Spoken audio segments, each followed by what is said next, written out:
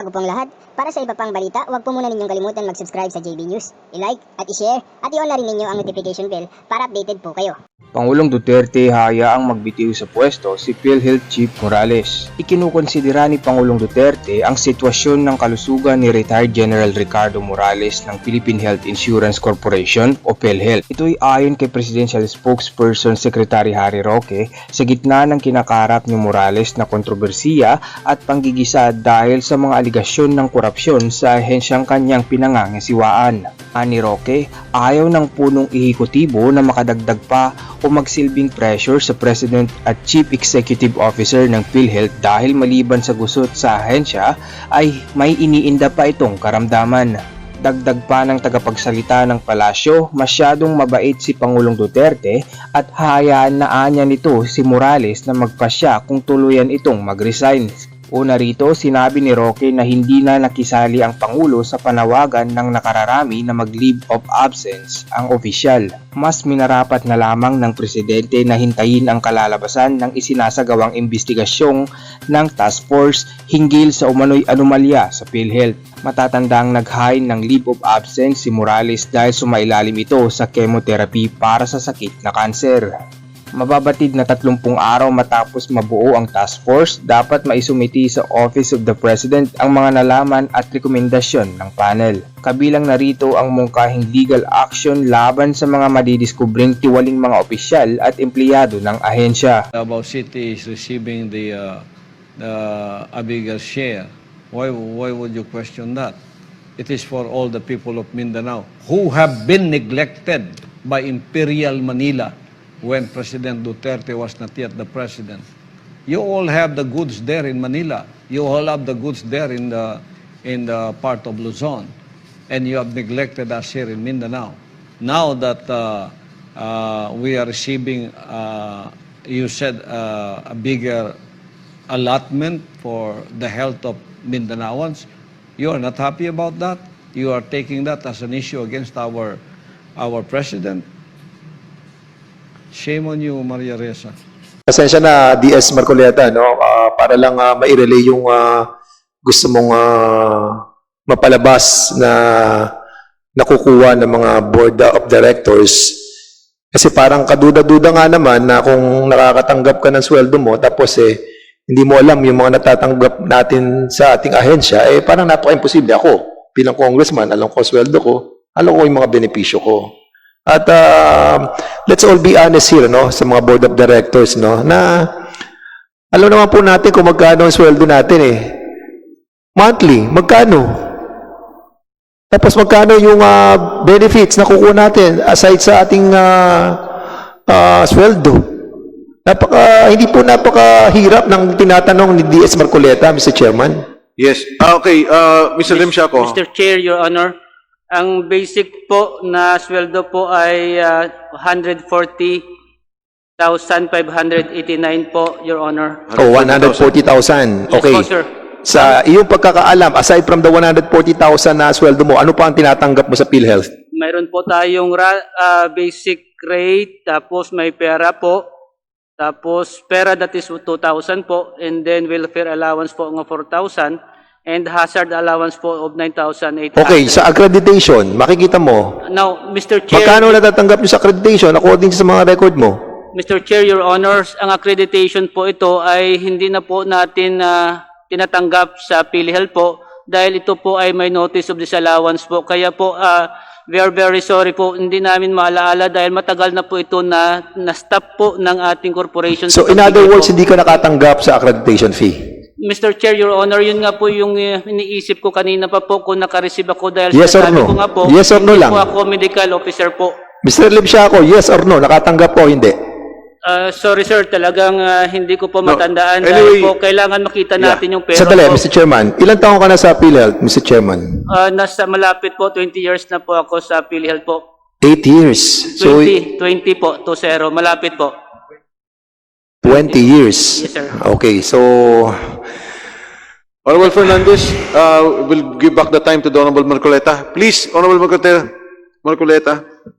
Pwede bang pasagutin natin si Mr. Vargas, Mr. Chair, kasi sa kanya nagmula na sila'y tumatanggap ng allowance. Sige siya, magkano kung maalala niya ang tinatanggap niyang allowance Dr. mula Vargas. dun sa accreditation na sinisingil nila sa mga hospitals. Mr. Chair, Congressman Marcoleta, board resolution number, because I'm checking on this.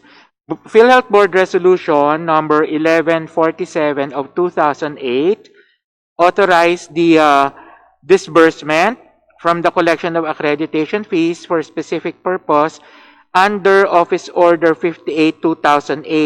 So nagsimula po ito noong 2008 from the Hindi ko collection. naman tinatanong sa iyo yung tungkol sa circular na yan eh. Tinatanong lang kita kung maalala mo magkano ang tinatanggap mo monthly. Kaya kami nagkakaroon ng problema dahil sa mga pagsagot ninyo eh. Alam mo, test ko lang yung credibility ninyo eh. Kanina pa eh. Yes, Mr. Chair. Mr. Chair, Congressman. This is not given monthly. It was given annually, and I think po because this was stopped in 2014, more or less po 20,000 a year. Mr. Chair, natigil nga po if I siya ng may, 2014. para matulungan lang natin si DS Marcoleta, since nasa Hindi, SUBSA. kaya kong tanungin sila, DS Dan, hindi ko kailangan ng tulong. Sila yung dapat tulungan eh. Yeah, hindi, what I'm Dapat trying, refresh yung memory ng mga yan. Tatanong ko lang- Kanina sinabi niya, meron silang monthly tinatanggap. Sa Yes, mismo correct. nagsabi eh. Naka-record tayo eh. Ngayon sinasabi na naman niya, hindi monthly. Paiba-iba ang sagot ng mga tao na yan. Mr. Chair. Mr. Vargas, can you clarify your statement, please? Yes, sir. Yes. Again, this started in 2008 and stopped in 2014. Ito po ay binibigay, as I recall, and I'm checking, annually po. At ito po ay nakabase doon sa nakukolekta na accreditation fee. Tapos po, ito po ay ibinibigay, depende po doon sa percentage distribution para po sa mga holding the medical positions, 55%. Yun naman pong sa mga holding mission critical positions, they are provided the 35%. So that's around 90% of the collected accreditation fee, and the 10% is retained for other purposes. So, iba-iba po siya, taon-taon, depende po sa accreditation fee, and was stopped in 2014 because may notice of disallowance. So sa pagkakaalala mo nga, ilan at magkano ang natatanggap mo? Sa pagkakaalala mo, napakasimple ng tanong eh. Ang dami mo pang binasang circular eh. Mr. Chair, sa pagkaalaala ko po ay around 20,000 annually po. O yun lang, dapat sana kanina sinabi nyo na yan eh. Para hindi na sana tayo tumagal. Alam mo kung paano namin kayo sinusukat? Sinusubok lang namin kayo kung talagang pati pagsagot ninyo, talagang makakakuha kami ng katwiran at katotohanan sa inyo. Masyado kayong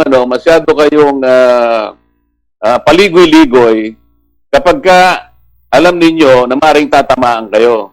Mr. Chair, meron ba tayong truth serum dyan? O kaya, siguro, pinakamaganda rito, tatagal kasi tayo eh. Kung meron tayong truth serum, sigurado tayo na lahat ng isasagot sa atin yan, nakasalig sa katotohanan. O kaya, kumbaga sa mga engkanto, Mr. Chair, kung meron tayong kumukulong kawa, na yan ay pahalukay natin kay Congressman Barbers, lilitaw yung mga tao, yung mga itsura ng mga tao, nakasama at sangkot sa mga sindikato. Kaso wala tayong kumukulong kawa, Mr. Chair, kaya hirap na hirap tayo, pinagtatyagaan natin silang tanungin, paligoy-ligoy naman sila. Sana wag ganon. Katulad po kanina, napansin ko po si Miss Santiago, actuary yan eh. Bakit po siya sumasagot sa mga tanong na wala namang kinalaman sa actuary? Siguro because of that, I will move, Mr. Chair, na isama natin ang subject ng actuary sa ating pagdinig sa mga susunod na mga araw, sapagkat sa listahan mo ng subjects, hindi kasama ang actuary. Kasi siya yung sagot na sagot doon sa mga tanong na tingin ko naman walang kinalaman sa actuarial study o kung saan. Para matanong din natin siya kung paano natin mapagsasaligan yung kanyang actuarial estimates samantalang yung credibility ng database ng PhilHealth ay talagang questionable. Kapag ka yung data mo, Mr. Chair, questionable, walang actuarial estimates o kahit anong actuarial study ang magagawa mong matino dyan hanggat hindi nila na-perfect yung credibility ng kanilang actuary. Mr. Chair, kanina narinig ko, meron pala silang integrity office. Totoo pa ba yun, Mr. Chair? Narinig mo rin ba yun? Congressman Marcoleta, again. Kanina po merong nag-testify na meron palang integrity office sa PhilHealth. Naalala niyo po ba't narinig po ba niyo yun? It was Mr. Limsiaco who mentioned that, or Hindi po, merong representative yata yung isang vice president na hindi nakadalo ngayon sapagkat sabi mo nga, isa siya sa may sakit.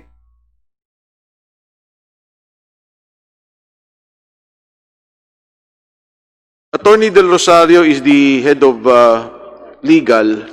Pero wala siya ngayon, Mr. Chair. Siya ay kinatawan lamang ng isang staff niya yata at siyang nagsabi na merong integrity office pala ang PhilHealth. Do we have that in Zoom? Nasa Zoom po siya kanina, nakita ko. Yung pong kasama ni Attorney Del Rosario kanina, parang tatlo sila. Yung po ba yun, Honorable Marcoleta? Yes, Mr. Chair. At siya ay nagsabi na meron silang integrity office. Tinanong nga, merong nagtanong sa kanya, parang tinanong ni Minority Leader Benny Abante kung ano na yung nagawa nila to at least mitigate yung mga nangyayaring napapansing mga hindi mabuting nakikita sa loob ng PhilHealth. Kanina nandyan siya sa Zoom eh. Honorable Marcoleta, kanina pong umaga, nandiyan po si General Morales, si Executive Vice President De Jesus, at yung head po nila ng legal na si Attorney Del Rosario. As we were going through the hearing, sinabi nga po biglang si Mr. De Jesus ay nadala sa ospital, si Mr. Morales may sakit, at ganun din po si Mr. Del Rosario. But based on what you mentioned now, the Honorable Marcoleta, pwede po nating hingan ng pruweba na ipakita nila sa susunod na hearing na totoong sila po ay nagkasakit o nagkaproblema habang nandito po tayo nag-hearing. And I recall, yung pong binanggit ninyo na sinabi nyo kay General Morales, a-attend kayo at kung maaari ay magpunta siya dito, Congressman Marcoleta. Tama po yan, Mr. Chair. Kaya ako po ngayon ay hindi pumunta sapagkat yung mismong taong kausap ko at ang ipinangako niyang dadalhin niyang mga kasama niya ay hindi rin po dumating. At ngayon, wala naman po silang pinakikitang mga katibayan na talaga may sakit. Ang tingin ko po, they are all malingering, Mr. Chair. Meron po tayong kasabihan that lightning does not strike on the same place twice. Pero sa hapong ito, 3 beses po na kinidlat po tayo sa isang lugar lang. 3 tao po ay inaasahan natin na magpapaliwanag ngayon, bigla silang pare-parehong nagkasakit. Ito po ba ay katanggap-tanggap, Mr. Chair? Honorable Marcoleta, nung una pong hindi magpunta si General Morales, alam ko na po na siya may sakit. Kaya po, nung magpaalam siya, pinayagan ko po siya, but eventually he came out publicly na sinabi niya nga yung maluba, yung kanyang sakit at may cancer po siya. Pero in the case of Mr. De Jesus and Mr. Del Rosario, no, I'm not informed of their current condition. At yung pong pagkawala nila, kahit sa Zoom lang po, wala pa ho tayong paliwanag. Kung ang tanong niyo po ay katanggap-tanggap po ba yan, hindi ho. And tingnan po natin kung ano po yung magiging hatol ng ating komite. At hindi lang po dito ngayon, meron po tayong contempt powers because we are now under motu proprio hearing in aid of legislation. And number 2, alam naman po natin na may budget deliberations po sila. And I agree with you, pagka po may malingering, as you call it, then Congress, not only this committee can take action. Congressman Marcoleta. Kasi po, Mr. Chair, alam naman natin ang kahalagahan ng pagdinig na ito. Ayoko po naman na isipin ng publiko na nakikinig sa atin na parang they are already taking lightly ito pong kahalagahan nitong pagdinig na ito. At nakikita ko po kanina, bali 1 o 2 tao na lang ang sumasagot sa atin.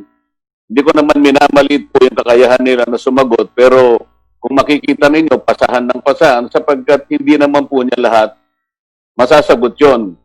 Sana po si President Morales, hindi siya nangako kung talagang siya ay merong karamdaman.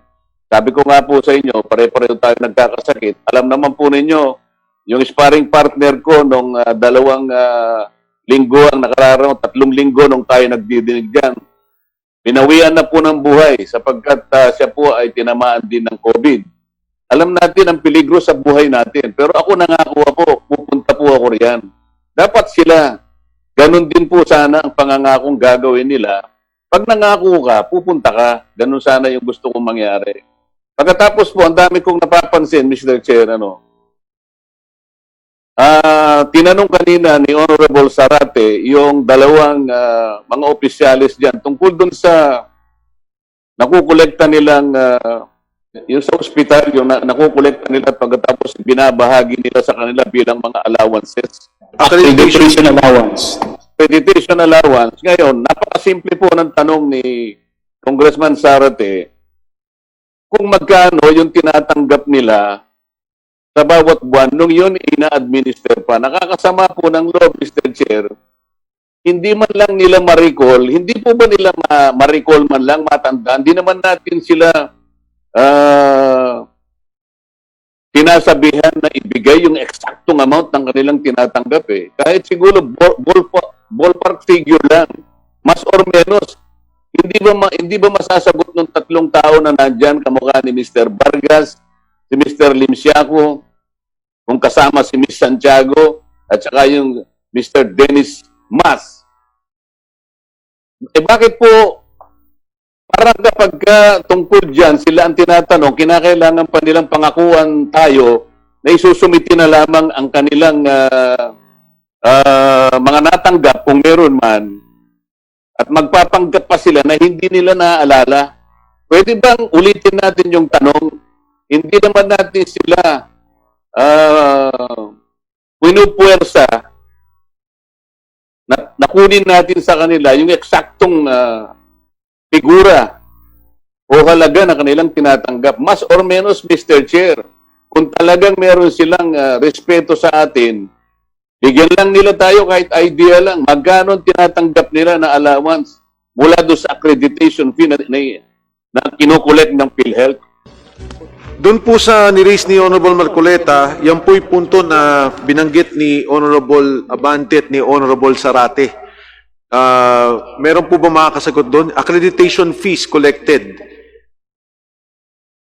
Kahit na po approximation, di naman eksakto. Hindi po, Mr. Chair, yung tinatanggap nila kasi yan binabahagi nila sa kanilang sarili. Yun nga po. Tumatanggap sila pero ayaw nilang banggitin kanina sapagkat hindi raw nila matandaan ng detalye, magpipresent na lang daw ng report. Mr. Chair, sa aking palagay, ayaw lang naman nilang makipag-cooperate sa atin. Hindi naman natin sila pinipilit na kunin yung eksaktong halagang tinatanggap nila buwan-buwan nung ina-administer pa yan, yung pondo na yan. Bakit hindi man lang nila sabihin sa atin, mas or menos kung magkano yung kanilang tinatanggap na allowance na bahagi nila doon sa paglikom ng accreditation fund from the hospitals. Para malaman naman natin kung talagang nakikipag-cooperate sa atin ang mga tao na yan. Kasi ako, very disappointed ako, Mr. Chair. Kanina ko pa nakikita na puro yung kwenta kung saan napupunta. Kahit magdamag tayo siguro, mag-usap-usap dito, Mr. Chair, wala tayong makukuha sa mga yan kapag hindi sila talaga nakipag-cooperate. Pwede ba natin silang pasagutin ngayon, kahit na yung 4 lamang na nandyan ngayon, kung maalala nila, magkano talaga yung kanilang tinatanggap na bahagi dun sa allowance from the accreditation fund? Mr. Chair, Your Honor, pasensya po, talagang wala tayong report na nadala dito relative to that accreditation fee na binahagi sa mga medical personnel dati at saka sa opisyal ng PhilHealth.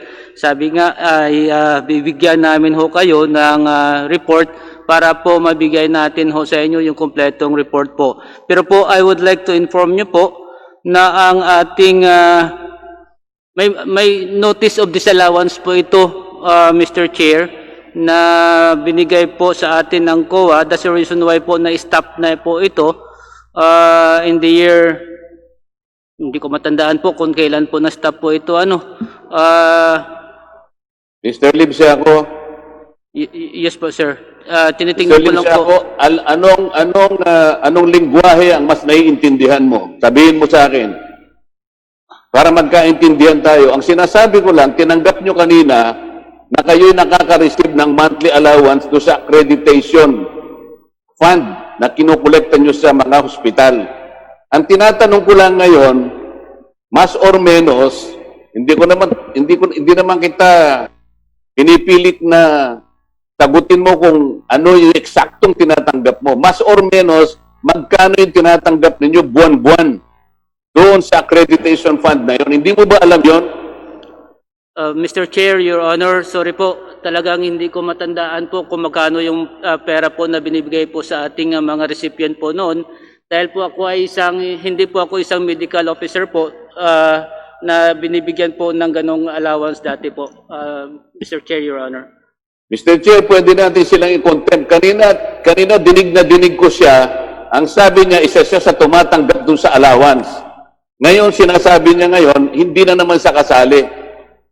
Mr. Chair. Mr. Chair, Your Honor. If I may. Yes, go ahead, Mr. Limsiaco. Just a quick reply. Go ahead, Mr. Limsiaco. Yes, sir. Maraming salamat po, sir. Mr. Chair, Your Honor. Ako po ay hindi isang medical officer po. Ay sabi kanina ni Doc Is po, ito ay binibigay sa medical officer at saka sa mga officials ng PhilHealth po. Ako ay nakapasok sa PhilHealth po na hindi ko po matandaan kung ako po ay isang recipient doon dahil po sa sinasabi ni Doc Is kanina para sa medical personnel po ito ng PhilHealth at saka sa mga officials po. Mr. Chair, tatanungin hindi ko si ko po Mr. matandaan Vargas, kung sa kanya yun po nagmula ay ito nakatanggap po ako ng allowance po noon. Kaya nga po, we are saying po, if maaari po, magbibigay na lang po kami ng report po sa inyo para kompleto po ng detalye kung sino po ang nakatanggap noon at saka magkano po yung amount. Ito, Mr. Chair, importante sa akin to lang kasi while the public is demanding the suspension, leave, removal of PhilHealth officials, Mr. Chair, we still follow the rule that they're innocent until proven guilty. Tama po ba, di ba, Mr. Chair? However, ang tanong ko maybe if General Morales and the Vice Presidents here can agree, ang tanong ko, if they're saying they're innocent, public is listening, it's very important. Can I ask PhilHealth officials if they have no objection if we request for an AMLAC verification of their bank deposits and bank transaction, Mr. Chair? Do we have General Morales in Zoom? Andiyan na po ba si General Morales? Wala po si General Morales. Ano bang, Comsec, ano yung official excuse ni General Morales sa committee? Sir, he was here a while ago, but I think, sir, he left the Zoom conference now. He's not in the Zoom interface, sir. So, kasama natin si General Morales earlier, tapos ngayon po nawala, no? Wala pa ho na tayong information Yes, Your Honor. kung ano ang reason. So, pwede hong may sumagot. Who's the most senior in PhilHealth na nandito po sa atin? Sa floor. Mr. Chair, maybe all the officials here present and in Zoom. Simple question lang po. If they're innocent and they're not hiding anything, are they willing to sign a statement that the AMLAC can verify their bank deposits or bank transactions? Kung wala po silang ginagawang anomalya, walang ninakaw sa gobyerno, are they willing with no objection, Mr. Chair? Sige. Deputy Speaker El Rey, that would be the last question. I will be asking them one by one. Sa ating po mga kasama nandito, isa-isa po, are you willing to sign a waiver for the AMLA? Go ahead. Yes, Mr. Chair. Yes. Okay. Yes po. Yes, Mr. Chair. Yes, Mr. Chair. So, yes. What about the persons at the back? Bit here that all those in plenary, and I would think in Zoom, andyan po ba yung mga kasama natin sa Zoom, lahat po ay pumapayag na pumirma for an AMLAC waiver. So maraming salamat po sa inyo. Honorable Mr. Chair, ano lang let's clarify. We only heard 4 persons here. Maybe... No, I saw all of them say yes. Okay. Honorable Villaferte. And what about the PhilHealth officials in Zoom po? Para lang clear that, they're doing this freely and voluntarily.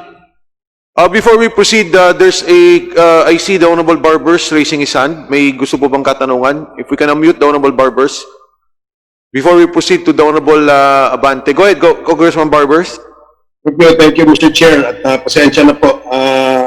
I just wanted to ask the question that was raised by Deputy Speaker Villafuerte is a valid question, including the request for the AMLAC to check into the bank records of the persons involved. But the most important, those people that agreed, Mr. Chair, are persons at the lower level of the structure of the PhilHealth. Sorry to say this, but I guess if we would insist on asking them to waive their rights on their bank secrecy, we should ask General Morales, all the SVPs, and all the RVPs of the PhilHealth, because this is where the system seems to be failing, and which makes us conclude, and majority of us conclude, that there is indeed a mafia. So yun po ang tingnan natin, because there are a lot of stories that some of the officials, the RVPs and senior vice presidents, including that guy, Mr. Limshaco, has somehow an interest in hospitals and some interest in the claims. No? Marami pong ganyang kwento. So I'd like to ask further kung sino po yung dapat puntirehin natin dyan sa waiver, Mr. Chair. Maraming salamat. So sa katanungan ni Deputy Speaker Villafuerte, ang follow-up po ni Honorable Ace Barbers, hindi lang po sa senior management ng ating PhilHealth, pati doon sa regional officers na kung saan nagsisimula yung usapin at bayaran ng case rates at iba pang mga benepisyo. So we will ask them officially through this committee, Honorable Mr. Villafuerte Chair, briefly and lang, and I will Barbers. already yield to other CONGs. Yung tanong ko lang kasi, the people here, I assume they're well-meaning. The fact that they're facing us, hindi sila nagsasakit-sakitan, and they're willing to sign a waiver, I have no problem with them. Thank you for being here. No? Ang problem ko po, Mr. Chair, yung wala dito. Sana yung nasa Zoom na matataas na official, bago lang po ako mag-yield, sana I would like to ask, sino ba po ang nasa Zoom na Senior Vice President, member of the board, na... COMSEC, Mr. Chair. yes, before that, COMSEC is recognized to please enumerate the PhilHealth officials in Zoom. Pero po yung binanggit ni Honorable Barbers, wala po yung iba talaga sa mga regional But we will include them. We will write them officially. But those in Zoom, COMSEC is recognized. Sino po bang nandyan? Your Honor, before anything else, President Morales left the Zoom interface because he's not feeling well. And we also have the Chief Operating Officer, Vice President De Jesus, via Zoom. Okay, Vice President De Jesus is recognized. Si General Morales daw po ay umalis dahil medyo masama ang pakiramdam. So, Mr. Chair. Yes, Vice President De Jesus is recognized. While he's being unmuted, Honorable Fernandez. Mr. Chairman, I move that we also include all the regional directors na mag-undergo din sila sa AMLAC and all the board of directors ng PhilHealth. Thank you for that, Mr. Chair. Deputy Speaker Fernandez. So the board members, EXICOM, and even the regional officers. Vice President De Jesus, are you here? Sino pa, Comsec, yung kasama natin sa Zoom? Your Honor, we also have Vice President Oscar Abadu. Yes, Your Oscar Honor. Abadu. Yes, go ahead. Tanong lang po nila, yun lang pong waiver sa AMLA, kung willing po kayo. Yes, Your Honor. Salamat. Sino po ba? Sino next? Si Comsec? Who's next? Your Hindi. Honor, Yung sino pa ba yung isang vice president dyan na bago lang before I yield to the chairman? Importante po to, the public is demanding this eh. And I really admire people who said yes. We laud Sino po yung your Comsec? honesty. Who's the other one? De Jesus, yes, sir. nandyan pa po ba si Executive Vice President De Jesus po of the PhilHealth? Sir, he's not available now. Sino yung nandyan, Comsec? Vice President Abadu, sir. Si Yes, Your Honor. Ayan, go ahead. Yung request Yes, po sir. ng waiver. Mr. Okay, Chair, Bill daw. siya pa po ba si Vice President De Jesus? No, sir. Can you state your name, sir, for the record? I'm Oscar Abadu. Sir, are you willing to sign a waiver that you're willing to let AMLAC verify your bank deposits or transactions? Yes, Your Honor. Thank you, sir. Thank what you. about si De Jesus po, sir? De Jesus. VP, kung may mga kasama na po kayo dyan, baka pwede na pong sila na rin ang magsalita dyan para, yan, mas malinaw na ho. Yes, sir. Good morning, Mr. Chair. I'm the Corporate Secretary, Jonathan Mangawang. I'm willing to give AMLAC authority to inquire into my bank accounts. Salamat po, Attorney Mangawang. Next. Thank you. Mr. Chair, Walter Bacaresa po, I am also willing to be subject to AMLAC. Salamat po. Thank you. Thank you. So, if there are... Oh, go ahead. Ito pa. I'm Dr. Shirley Domingo, and I'm also willing to give authority for AMLAC to look at all my transactions. Thank you so much. Mr. Chair, I'm Hilda Diaz. I'm also willing, I'm Vice President, and I'm also willing to be checked by AMLAC. Salamat po. So, if there are no other... Mr. Chair, thank you for your time. I will yield and will ask later. I thank everyone for cooperating and in the interest of public. Maraming salamat po. We are all here to really find out sino ba talaga ang involved, sino ba ang matitinong opisyal ng PhilHealth. We are here not to harass you but really solve this issue and problem of PhilHealth na dapat talaga patakbuhin natin ng maayos. Marami po kasi sa ating mga kababayan, siyempre sa public hospital pumupunta yan, lalong-lalo na kung hindi sila makabayad sa mga private hospital, Mr. Chairman.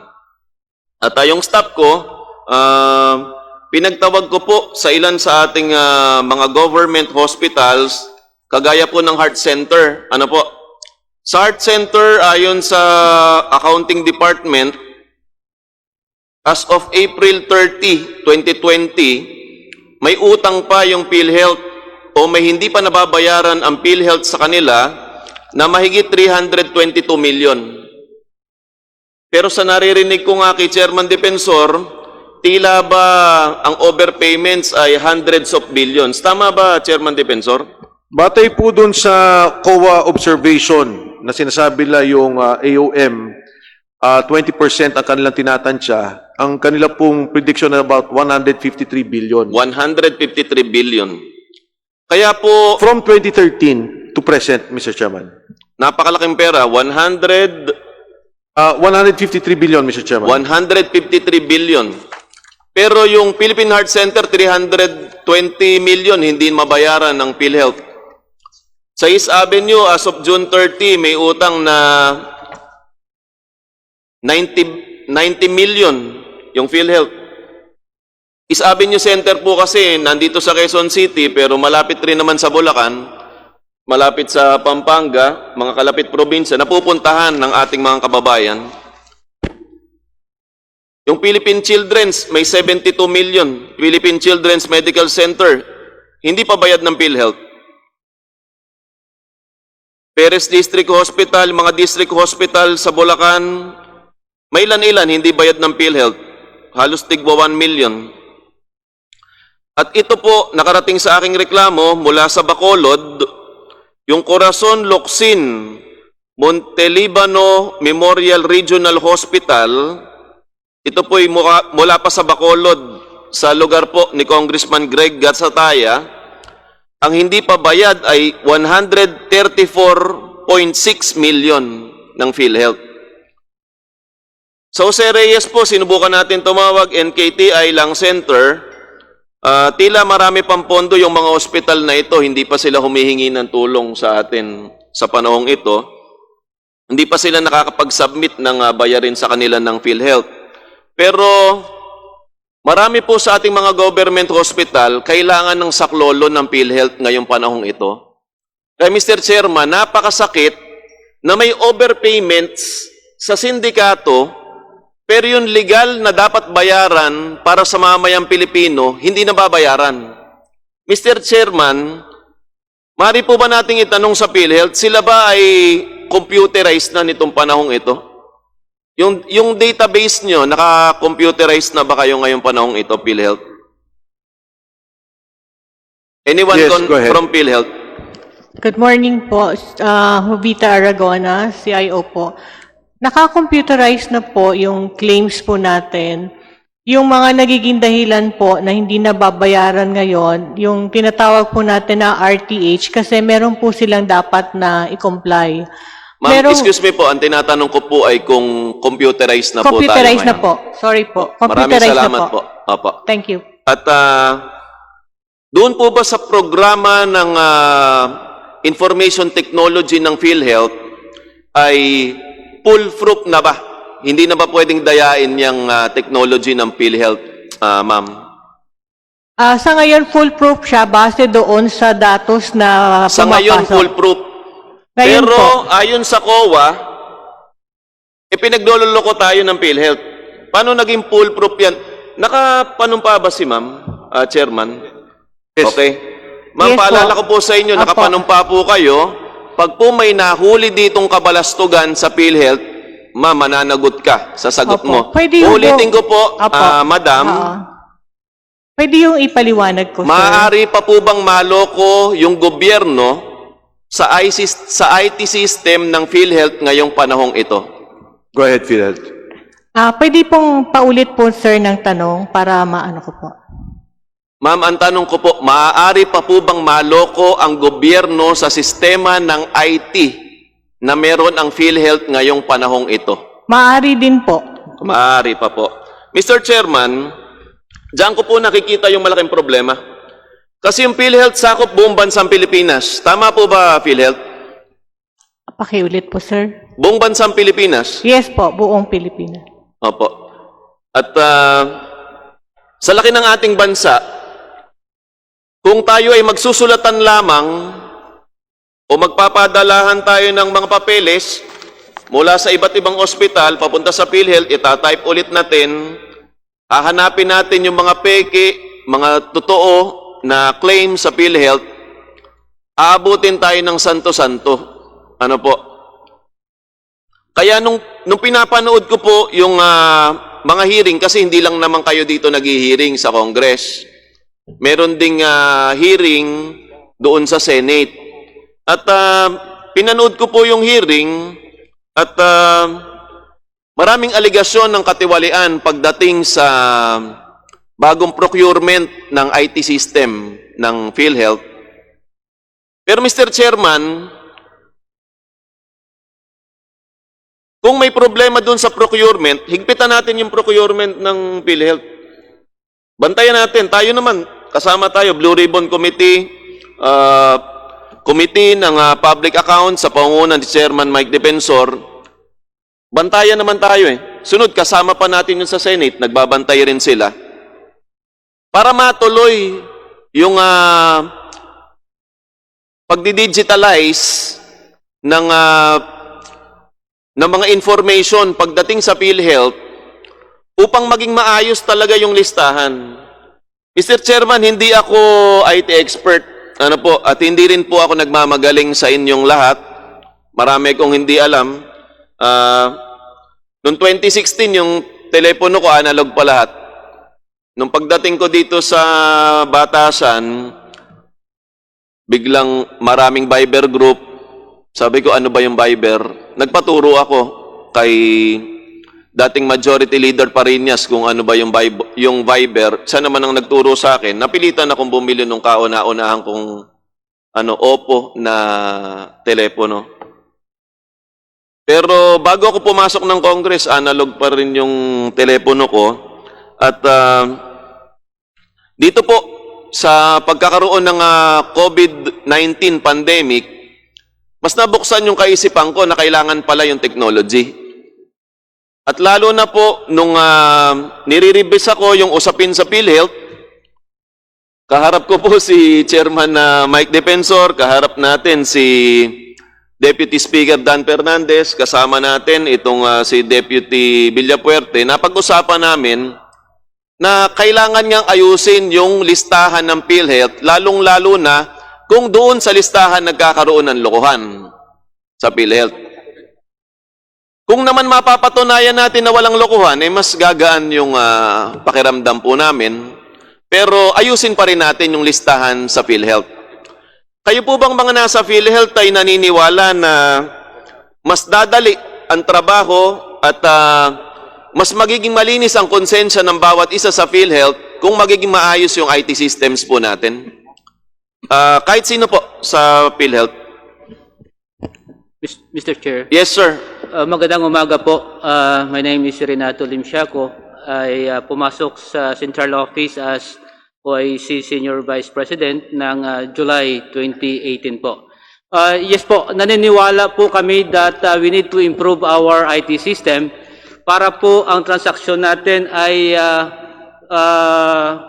more transparent siya at saka kumbaga mabilis maproseso yung mga transactions po natin. Yan din po yung ginagawa ngayon na plano po ng ating butihing President and Chief Executive Officer, si General Morales po, na yun po ang sinusundan po natin. Sinasabi nga po, we need to have that robust system para po yung ating membership, ang ating benefits at ating collection ay kasama-sama po sa isang sistema na mabilis po.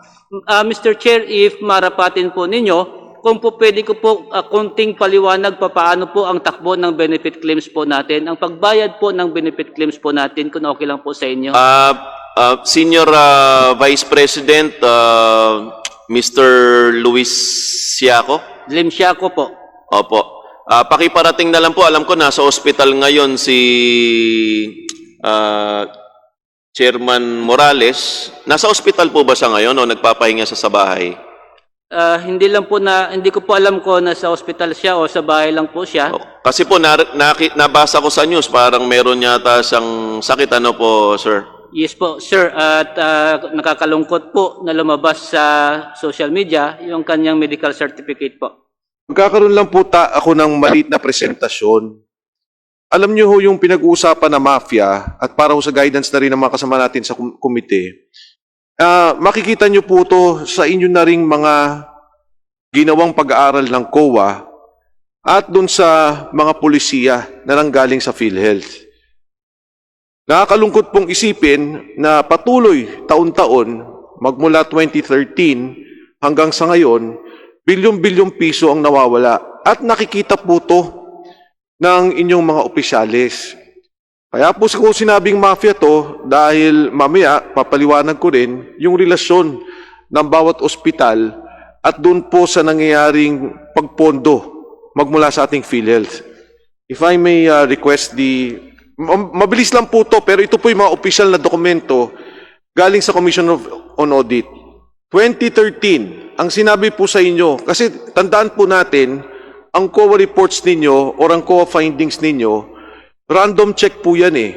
3,500 a day ang inyong pinoproseso, kaya talagang napakarami at hindi kakayanin na COA na i-check ang lahat ng dokumento sa ilalim ng PhilHealth. Anong sabi po sa inyo 2013? The validity of benefit payments amounting to 721 million in 9 PhilHealth regional offices could not be ascertained due to the absence of billing statements from healthcare providers. Next slide. Post-audit of the benefit claims of 9 PhilHealth regional offices, particularly on case rates and no balance billing, revealed that claims totaling 729 million were processed, pinroseso at binayaran ng PhilHealth kahit walang statement of account, kahit walang billing. Ito po'y 2013. The actual amount of benefit payments granted to member, patients, and dependents. Next slide. Itong po ang mga lugar na chinek nila. Region 1, 3, 9, 10, 12, 13, ARM, and CAR. 729 million. Next slide, please. Sabi po ng 2013 pa rin, our audit of benefit claims filed by healthcare providers, either doctor or hospital, by PhilHealth under the new PhilHealth case rate system showed that the healthcare providers were reimbursed the maximum allowable amount of case rates. At lumalabas po dito yung 46,164,000. Mas mababa ang lumalabas na billing kaysa doon po sa mismong binayaran ng PhilHealth. So, noong 2014, ano po yung naging problema natin? Next slide, please. Ang binayaran ninyo na claimants, number 1 po dyan, pneumonia na. Pneumonia 1, 495,000. Acute gastroenteritis, 337,000. Newborn care package, 299,000. Ito po, galing daman po sa inyo. So, noon pa lang, nakikita nyo na ang pneumonia, tumataas na at 495,000. Next slide. Ito po yung mga surgical case rates ninyo. Ano po ang pinakamataas dyan? 929,000 cases, dialysis. Next slide, please. Noong 2014, chinek po ng COA. Ito po yung COA reports po to, no? Region 6. Ang sinabi niya, ni-reimburse ninyo ng full amount ang case rates. Region 1, yun din po ang sinabi niya. 1.691 million in 178 audited benefit claim samples could not be validated dahil hindi po ninyo pinapasubmit ng statement of accounts. Region 9, guidelines for the filing and reimbursement of case rates claim lack the necessary documentation and internal control. So ito po yung 2014. Ano po nangyari in 2014? Next slide, please. Ito po yung cataract scandal. Magugulat po kayo noong 2014, 700 million sa NCR pa lang ang ginastos ng PhilHealth sa katarata. So ang ibig sabihin, no, pag nakita nyo may ganitong problema, tumataas ang bayad, makikita ka agad ng finance kung anong nangyayari. Dahil ang mga regional offices nagsasubmit sa finance central office kung ano yung dapat bayaran. Next slide. Noong 2014 po, pang-apat sa pinakamataas ang katarata. Ang binayaran po ninyo dyan ay 3.7 billion. At hanggang sa ang PhilHealth case rate po, case rate din po yan, 16,000 bawat mata. Yung 16,000, isang mata lang po yan. Pagka nagpakatarata ka, nagpatanggal ka ng dalawang mata, 32,000. Ang sabi ng investigasyon ng panahon na yan, ang binibigay doon sa nagpapadala, 2,000 ang kanyang balato. At doon sa eye center naman, binibigyan siya ng 6,300. Next slide. So ito po yung 2014 nyo. Lumabas na yung cataract removal at 2 billion pesos lumabas to 2014, dialysis pa rin ninyo at 4,000. Kung titingnan nyo po yung dialysis ninyo, yung po'y nasa presyo nyo pa ata yan ng 4,500 ang case rate na ibinaba ninyo sa 2,500 nitong kailan lamang na 2016. Next slide. Eto na ho, 2014, nag 7.6 billion na kayo sa pneumonia. Yan po ang nauunan yung kaso.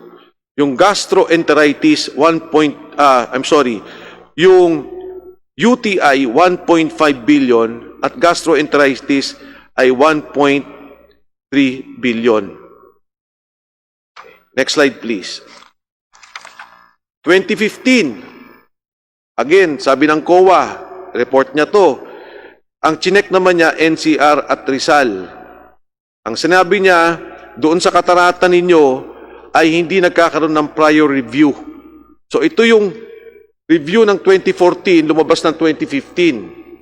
Pagkatapos, ang sinasabi niya dito na maraming reimbursement not supported with complete documentation. At ito'y maaaring pumasok sa disallowance. 2015 ulit, next slide. Yung pong 93% or 26 na in-interview tungkol dito sa Catarata Operations. Ang sinasabi, mahaba yung kanilang paghihintay, hindi maganda yung nangyari sa kanila, at merong recruitment scheme. Ito yung recruitment scheme noong araw na binatikos na rin noong 2014. So pasok po tayo, 2015, report nyo po to. Next slide. Umakyat na po ang ating community-acquired pneumonia at 9.7 billion pesos. Acute gastroenteritis, 2.1 billion. Urinary tract infection, 2.1 billion. Next slide. Pagdating po sa mga procedure, ang pinakamalaking binayaran ay dialysis, pero pansinin niyo ho, nag-6 na bilyong kagad. Ang laki ng itinulon ng dialysis. Dahil siguro, nakita na nila yung kalakihan ng pagbibigay ng bayad tungkol dito, pero tingnan po natin. Next slide.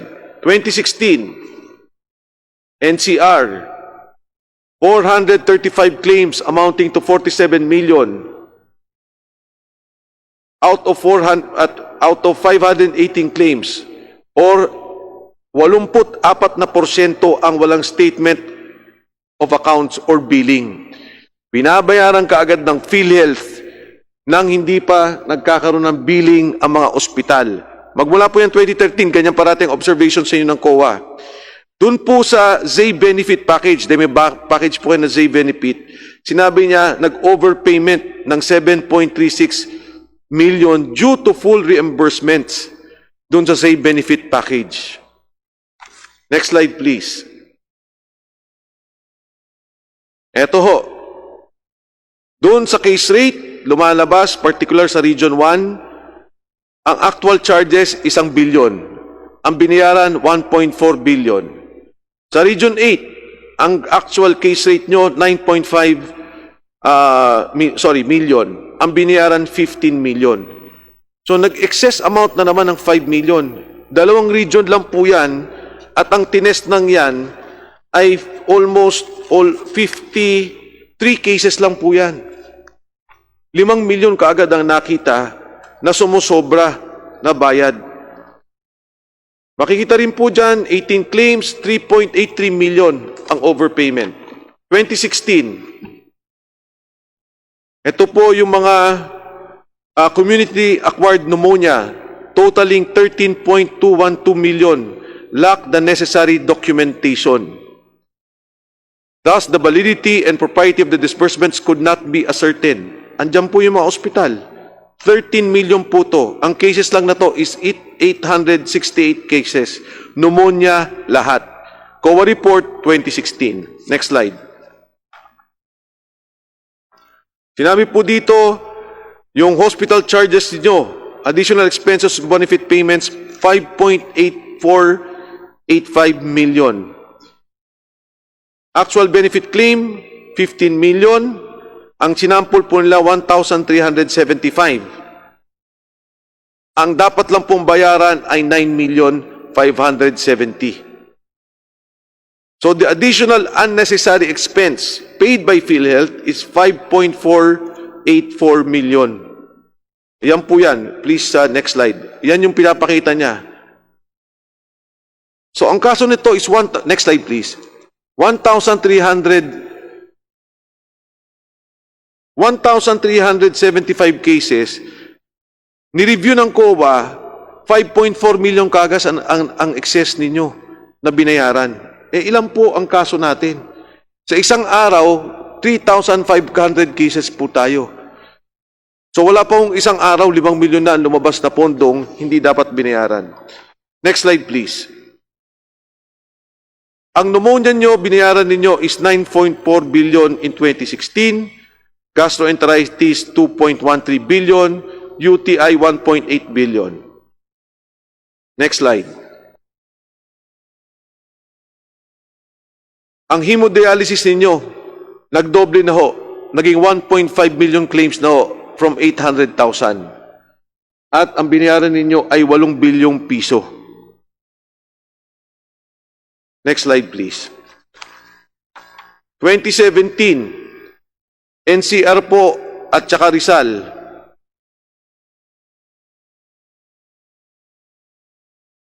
Ang lumalabas na naman po sa SAY benefit package ay nagkaroon kayo nung dun sa 2016 sample ng 15 million binayaran, 84 sample benefit, may 0.5, 26 million na sobrang bayad. Next slide please. Ito po yung all case rates. Overpayment 2.7 million pesos. NCR, Region 1 at Region 2. Next slide please. Sinabi po dyan muli ng COA, we reiterated our previous year audit recommendation that manage revisit the guidelines on the all case rate payment system and implement a uniform policy application on the reimbursement of the all case rate claims, which is equally beneficial to the PhilHealth member patients and the healthcare providers in order to efficiently and effectively achieve its objective of providing its members the most advantageous financial risk protection through consistent and fixed benefit package. Ito po yung ZAY benefit package ninyo na ginawa noong 2017. Yan po yung inyong binabayaran. Pinakamalaki po dyan, well, iba-iba po to. Ang ZAY benefit ay special package ng mga may sakit. Next slide. In 2017, ang pneumonia nyo po ay umabot na ng 10 billion pesos.